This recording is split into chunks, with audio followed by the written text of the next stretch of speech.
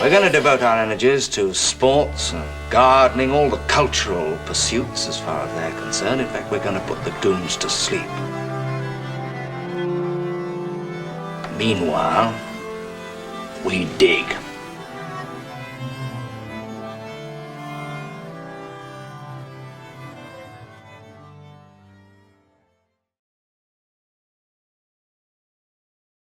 Greetings and welcome to the Anadromist. This is Byrne Power coming to you on a beautiful February day. By Alaskan standards, this would be spring. By Georgian standards, this is deep winter. I think it's really funny. Well, I am coming to you from Tbilisi, Georgia, as I have mentioned many times before. And today the subject will be Georgia. And we will be discussing why I came to Georgia and what it's been like as I celebrate my 4th anniversary here. Now, I haven't actually done this before. I have not done a kind of a summing up of my time in Georgia before. And this just seems like a good time to do it. Now, I've already run this on the Anadromous. I've already aired this on Georgian Crossroads, and you should be signed up over there and have watched it already. But I'm also putting it on this channel now because I think a lot more people will see it over here, and that's just life. So, let us begin. Why Georgia? Why did I decide to leave Georgia? Well, I grew up in California. I did a little bit of European traveling. I ended up living in New York City for 16 years. And then I lived in Alaska for 22 years. Now, if you do a little bit of research on how far Alaska is from Georgia, depending on the time of year, because Georgia doesn't go into daylight saving time, they're either 12 or 13 hours off. So in other words, we're on the exact opposite side of the globe. Not exactly in terms of hemispheres, but certainly in terms of time zones. So Georgia, for most of my life, has not been on my radar at all, just as it is not on most people's radar.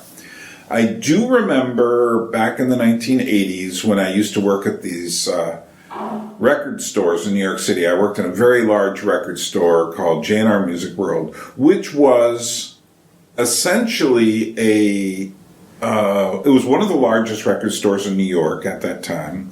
I was in charge of buying vinyl, LPs, for the store, and this was just at the period before CDs came in. CDs were just starting to come in as I left.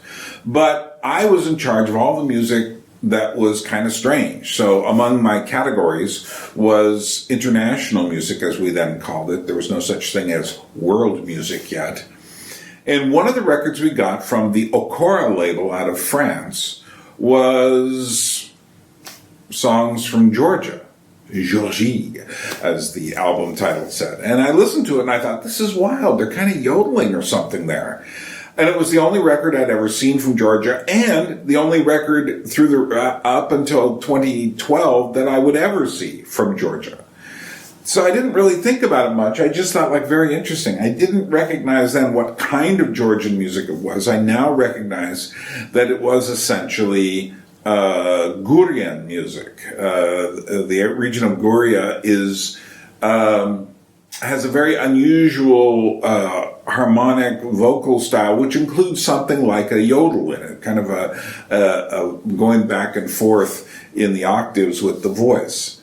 And it was always fascinating to me because the only 3 places on earth I could think about that had yodeling were the Swiss and the Swiss Alps, Austria, a bit of Bavaria. And then on the other side, then down in Central Africa, there was a pygmy tribe that yodeled, and Georgia. So that was all I knew about Georgia.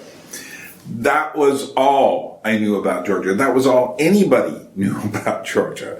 Every now and then you'd hear in the news, there's a place called Georgia. Or, you know, there was that reference in the Beatles song USS are, where he says, those Georgian women are always on my mind. And so, but then, Georgia, you just knew it was someplace in the Soviet Union that, I don't know, maybe I saw the chokha, the traditional garb. I maybe would have recognized that, but more than just Georgia wears that, they wear it on the other side of the Caucasus as well. So, yeah, it didn't exist in my mind. Now, what did exist in my mind was music. Like I said, I worked in a very large record store. I wasn't there by accident. I was there to learn about music history. And I got to know thousands upon thousands of records. I was working on, and I still am working on a project about the history of popular music in the 20th century. And I need to get my stuff written before I die. I am not young. But I can tell you a lot about music. One of the things I can tell you is that in the general Middle Eastern area, there's certain kinds of sounds. For instance, there's an Arabic sound, which interestingly enough has no real harmonies. You could get an orchestra of 40 people playing together, and you're not going to hear any harmonies. You'll hear some very complex rhythms. But what will happen is all the string section will kind of all follow the same notes all together. And occasionally get this kind of drippy effect because they all don't get there exactly at the same time. I like that drippy kind of the music kind of sliding into each other. But it's not really a harmony.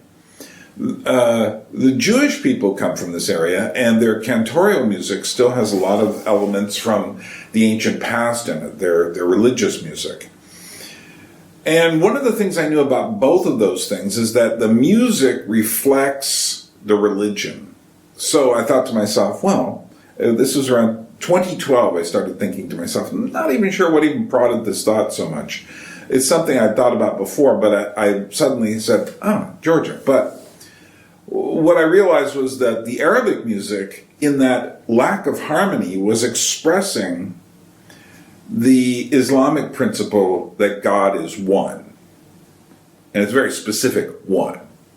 Whereas the Jewish notes, which were very similar, both of them have a kind of a, what I call a bittersweet sort of sound, which sound very different from the major minor chords of Central and Western Europe. And I thought to myself, it's very interesting that they have similarities, and yet the Jewish music is two things at once that are very different from most Islamic music. And one is an extreme sense of sorrow. You can really hear the tragedy of the Jewish story in particularly their religious music. The other sense is a sense of joy and a sense of humor. Now, and maybe my ears don't do me justice, I don't hear a sense of humor portrayed that much in that kind of a way in Islamic music. It's just life. I'm sure they have a sense of humor. It's just that the music doesn't express it any more than it's expressed that much in Russia. But the Jewish music certainly is capable, even with their minor modalities, of expressing humor. Well, then I said to myself, okay, so if there's Christians in the Middle East, or if there were, which there were many more before Islam, they would have to sing, for one thing, in multiple harmonies, and another thing, their sound would sound similar but very different. Now, there are Syrian Christians who do very beautiful music, and I've found some since then, which is very different, and expresses, see, one of the things about the Christian view is it expresses a sense of resolution because of the resurrection. So all Christian music from Christian countries has, for instance, the music will build to tell a story and then resolve. Whereas there's resolution in the other forms of music too, but it's a different kind. I'm not going to go into that much more in detail. So I said to myself, okay, it's got to have harmonies. It would have to approach the melody, the same kind of melodies, but approach them differently. And then it would have to have resolutions to the music. And then I kind of remembered something about the Georgian stuff. And I said, well, it's not really the Middle East. The Caucasus is a very different kind of place, and yet it's connected to the Middle East. It's certainly been influenced by the Middle East. And then I realized, oh yeah, they seem to be Christians. So let's listen to that. So I went on YouTube and started finding music. And I found so many different kinds of YouTube videos. This is what started me on it. Obviously, we're not talking about, new electronic music, which they make in Georgia, or pop music, which unfortunately they make in Georgia. And I'm talking real commercial bad stuff. That's pretty global these days. I'm talking about people just sitting around at tables singing. I'm talking about people like dancing at a get-together. I'm talking about things that are basically in some way or another traditional. Well, the more I found, the more I got interested in this country. And I just said, well, this is a very interesting place. They seem to be doing some things very differently. And at the same time, I heard influences from the Middle East, but also from Russia, from Eastern Europe, from Greece, from, a variety of countries in the music. Yet at the same time, there seemed to be an essence that was very peculiarly, I love that word, peculiarly, my mouth isn't quite there this morning, is quite specifically Georgian. So that's what started me on researching it. And after a while, I started collecting videos, downloading them from YouTube. I have hundreds of them now. And then what I also started doing was looking for albums of the music. I did not understand the situation in Georgia at that point, in which the album had practically disappeared because they had gone from essentially the late 20th century when albums were still a thing, and there are older Georgian albums from the Soviet era. And then they went into a period of chaos during the 90s and civil war. And then they came out in extreme poverty, and the Russian stores that sold the Melodia records had all left.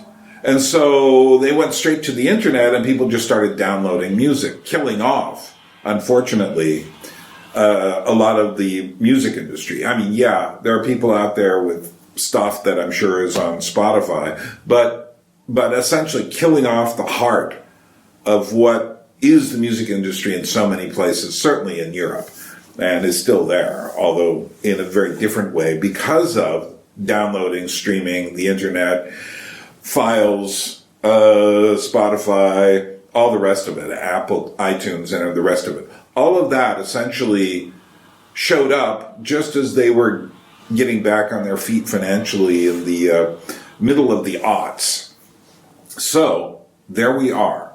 It's a very strange situation. I had gone out and found Georgian music, and there are CDs to be had. I probably got about 20 or 30 of them. They will still be made, but there's no real store to go find them. There's like one or two places. One place that sells electronica. Well, that doesn't help me because it usually sounds nothing like Georgian music. And electronica to me tends to sound the same in every country that it's popular, with some minor versions. And then one thing I did do is I said to myself, I'd like to really visit this place.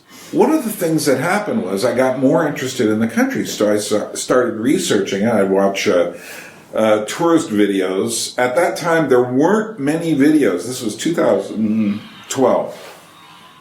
Hardly any videos of anyone visiting Georgia on YouTube. I mean, literally. Very, very few. I found everyone I could find. Now there are more, and unfortunately, they almost all do the same thing. Someone who's one of these digital nomads shows up in Georgia, or someone just taking a break, going around for a few months, shows up in Georgia. They go down, there's a triangle down near Liberty Square, there's a triangle down there where they cross the Peace Bridge, go take what's called the ropeway, the tramway, across up to the Mother of Georgia statue, and then come down there, walk through the bathhouses, walk up this one street back to Liberty Square. Maybe they'll walk up Rustaveli a bit. maybe go to an art museum or two, and that's about it. They'll look for the usual. They'll look for chinkali, the nice little dumpling. They'll look for khachapuri, different variations on kind of a cheesy, bready pizza type thing, and that's it. And that's what you'll see most of the time. Oh, of course, they'll be looking for wine.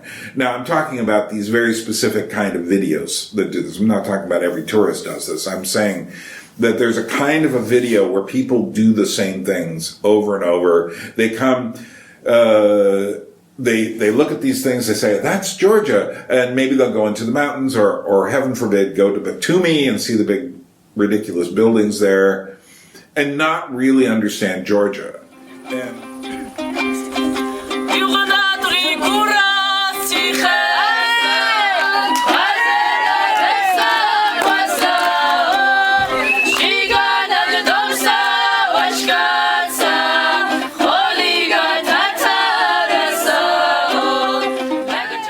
well, I said to myself, my mother was getting old at the time. And more than just getting old, she was getting sickly.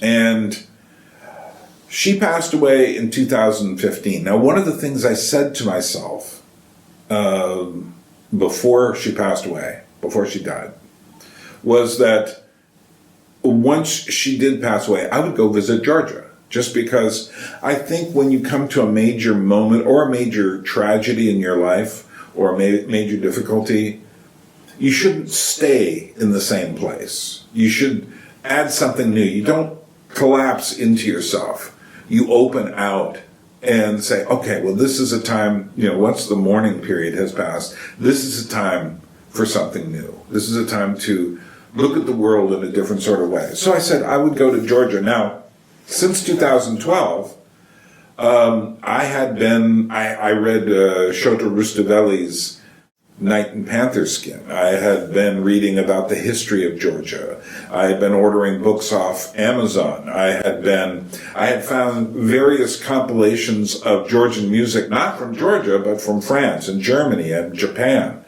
and even America.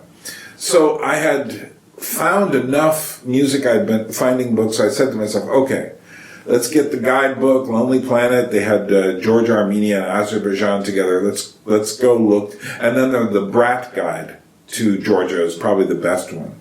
And I even got a little book that helped me with the language, which I didn't learn, unfortunately, that much. But I knew that they had a strange script, a strange language, but I also knew that younger people and more people were learning English. So I said, okay, well, let's go do that. And in March and April of 2016, I came to Georgia for the first time, and I just went to Tbilisi. Now, if you know anything about Georgia, March and April, it's going to be very cold in the mountains. I wasn't interested in going to the mountains. A Georgian friend of mine once said, so why don't you want to go to the mountains? And this was during my first visit. And I said, well, I come from Alaska. We have mountains. He didn't really understand what I meant. Then eventually I showed him pictures, a few photos from Alaska, and he said, oh, I mean, where I lived in Haines, Alaska is literally surrounded by mountains. Not that the Caucasus Mountains are not on a must-see list. They are absolutely spectacular. But the point is, my first trip, I was interested in Georgian culture. There were three things I was interested in doing. One, looking for Georgian music, traditional music. Two, looking for the traditional dancing. And three, looking for puppetry, because also during this period, I was researching puppetry, and I figured puppetry would give me my best excuse for coming here, because I would look for puppeteers. And what I have found is in interviewing puppeteers throughout Europe in this long project called Gravity from Above, I would find people who would then help me to understand the culture. And indeed, that is exactly what happened. So I met the people from Budragana Gagra, which is a hand shadow puppet troupe. And they do absolutely amazing hand shadows, including kind of abstract hand shadows too, like Bach pieces. Brilliant stuff. I also saw, actually, it was on the way here, I saw Rezo Gabriadze's one of his plays in Paris, and unfortunately, I was not able to interview him because he was getting old and unfortunately has since passed away. And that's one of my regrets that I didn't get a chance to interview him. I also went and saw the Tbilisi State Puppet Theater, which did a great little puppet show called, which involved fire on the stage. I love puppet shows that have different elements like fire, water, oil, whatever. Not that oil is a major element, but you get the picture. There was a folk music school. Georgi Ushikashvili was the person behind that, and I had a chance to talk to him and get some interesting videos of people singing, which was just so moving to me to hear this music. And some of those videos have had thousands and thousands of views on my other channel, Gravity from Above.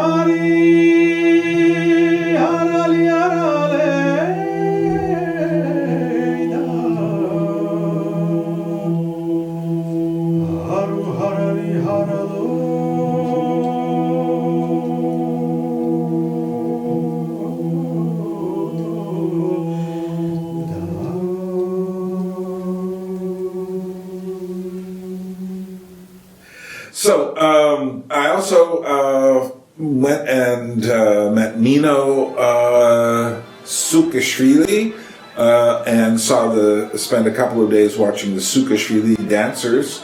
That was very special. And I walked around, I saw so much architecture and so many places. And I spent 3 weeks here, all in Tbilisi. And I thought, this is really great. And it was also the kind of thing that really re-energized my creative imagination.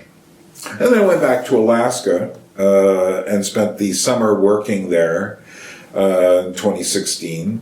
And the next year, I wanted to go back on the road and investigate more puppetry. I also wanted to come back to Georgia at some point.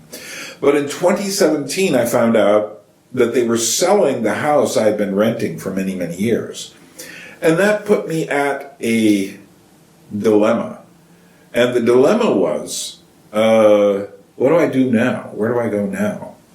And what happened was, without going, this is all a much longer story, but I'll make this part in particular very short.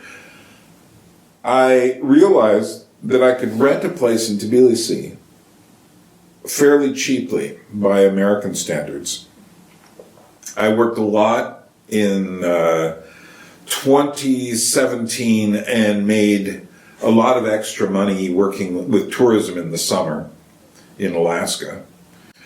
And I decided I had friends I could visit in Switzerland, friends I could visit in Paris, friends I could visit in Brussels. All of these places I could stay very cheaply.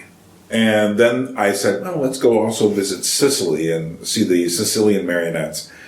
So basically, between that, I realized, I've got 6 months right there. I can go to Europe, spend 6 months there in Europe and in Georgia, and then come back and work the next year, and then try to decide my living situation at that point. Well, when I came to Georgia, again, I spent more time investigating puppetry and dance and the culture, and a lot more time spent with art. And then I got invited to do a job. And that job was working with the Museums Union here in Tbilisi that was in charge of about 9 different public museums, including the Doll and Puppet Museum, and so I got invited to come back and work with that. And so I said, that's it, I'm going to move to Georgia. And so I went back to Georgia, so in 2018, I went back to Alaska and worked and made as much money as I could. And also there was another possible road of funding for my Gravity from Above documentary on puppetry in Europe. And I thought, great, I've got a job in Georgia, funding coming in for my documentary. Great. I've also learned in life that as an expression of faith, whenever you feel you really should do something really important comes along, that will be tested severely, as it was, since the funding for the documentary ended up not coming. And the job at the Museums Union was not what I thought it would be. And the good thing that did come out of that was I did get a residence permit for 5 years, which I'm still living on. So that is how I got here. The very short version. All of this is much more complicated, but that kind of tells you exactly how I got here. What has it been like in 4 years? Did I explain why I came? Well, I came for the music, the dance, and such, but I think I came for a much deeper reason. I came because it was time. Eagles, when they have their young fledglings, they have these big nests, and they'll put all sorts of soft things like feathers and leaves and things on the bottom of the nest. But when they want the eagles to fly, they start pulling these things out so that what's left is the sticks below poking up, making it uncomfortable. And I think that's what happened in Alaska, particularly with my mother dying, obviously, but then losing the house I've been living in for 22 years. So, yeah, and there were many other things which are too personal to get into here, but yeah, I felt like, the feathers were leaving and it was time to go. And so that all contributed, as well as I felt Georgia represented something to me. It was a place to come, and maybe I had something to share, which is one of the reasons I am trying, Lord willing and the creek don't rise, a nice American expression, to get my library here, which I have bits and pieces of whatever I've collected since I've been here in 4 years. But my real library is there because I have something to give people here. My feeling is that when I die, what do I want to happen to the library? Do I want my relatives in Seattle to have to deal with it? No, because they don't know what's going to happen. They wouldn't know what to do with all this stuff. I'd want it to go to one place where it will be meaningful, because it is meaningful. but we're not going to go there. But so I felt like I have something to teach, something to share here. But on the other hand, and by the way, I started doing videos seriously here. So that was one good thing that came out of it as well. But on the other hand,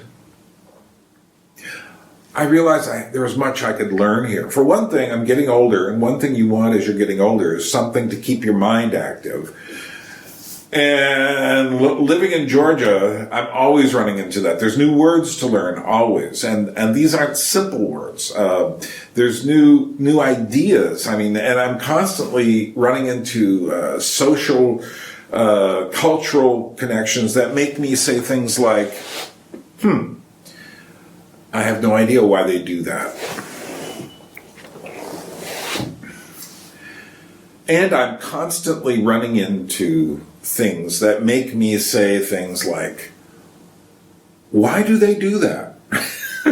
Why does this culture, why do the people here do these things that I have never experienced before? And I'm not going to go into, it's not just the cultural differences. I mean, sometimes it's just, you know, I mean, I can't even begin at this point to explain all the differences that I have encountered since I've been here. But it's a lot. But not just that, there are ways of looking at the world that are very different. So Georgia has much to teach me. So I am here to give, but also to receive. And it just seems like a very good place to be for what I assume is the last portion of my life. Not that I plan on dying tomorrow, mind you, but, you know, last 20 years or whatever. Let's do that. And I'm not really worried about whether I'll be able to stay here. As a friend of mine said to me the other day when I said, can I get you to write a letter in a year and a half or so when I need to go get my residence permit renewed? She goes, don't worry, I know the president. And I was like, okay, we'll just do that. It's amazing how many friends from different strata I have here. And plus there are people from other countries, expats, Americans, other people. It's been very fruitful as far as meeting people goes. I'm going to make this a two-part video. And I think what I'll do in the next part is explain some of the things I've come to understand since I've been here, including there have been different periods. So there's that initial period, and I always find this true. This was true in New York City. This was true when I moved to Alaska. And it's true here. That initial phase is this, it's never quite what you thought it was going to be. And this was true when I first arrived here. It was true the second time I came, and it was true when I came to live, even more starkly so. So the first period was basically from December of 2018. I arrived on December 15th, so just over a month ago, in terms of anniversaries, and ended basically with the pandemic. There was that period there, which, again, I'm going to go into more depth on this stuff in the second one. Actually, what I'm doing is I did this whole why I decided to come, and then I realized that's going to be too long. So now I'm doing a two-parter, such is life. The next period was indeed the pandemic, which for my reckoning ended in February of 2022, which basically I ended up in Prague. We didn't need masks anymore in Prague, except in a few stores and such like that. But basically, it felt over. And when I returned in Georgia, it just felt like we were mopping up, and basically the pandemic was done. I don't know how it was where you were. Wouldn't want to have been in China or Canada or even parts of America where there was a certain kind of mentality that gripped people. One of the things about being here during the pandemic was there was no panicked mentality that I could see, and I'll explain why next time. And then starting in February this year, well, actually we'll say January, because that's when I moved into this place. And so that's the third epoch, which is obviously not done, because it's not that I expect it to all change, and then I have to lose this place. Though you never know, life throws up all sorts of strange things. But anyway, so I've felt a sense, along with the culture, of things opening up again, of culture opening up again. And then there was the whole thing of the beginning of the the Russian invasion of Ukraine. All of which I will discuss in the next one, as well as giving you my 10 observations on what Georgia has been like and what I have seen and understood, things that have changed my perspective. Which will include music and dance culture, puppetry and theater, discovering Georgian art, Georgians, the delicious and the indigestible. There are things that it's just like completely bizarre to me. The phenomena that I've learned realizing that it's Georgia, what that means. That's kind of a funny one. Cultural disappointments and corrections of my perspectives. Difficulties, which includes housing and trying to get my container here. What life is like just living daily life at home and feeling at home. And then I'll also talk about Georgia becoming my normal world, where I'm still an American, and very deeply so. Obviously, I don't speak with any sort of Georgian accent. You wouldn't expect me to. But I now see out of the Georgian perspective more about the rest of the world. And future ideas and plans here in Georgia. So that's coming up next time. So thanks for coming along with me. I appreciate the time you've spent, and I hope some of this was interesting to you. And again, there will be part 2 where we dig more into what my 4 years has been like here in Tbilisi, Georgia, and also traveling to different parts of the country and such. So, as the Georgians say, droabit, which means temporarily, we will meet again soon, and nachwamtis. Farewell, but goodbye. We will meet again.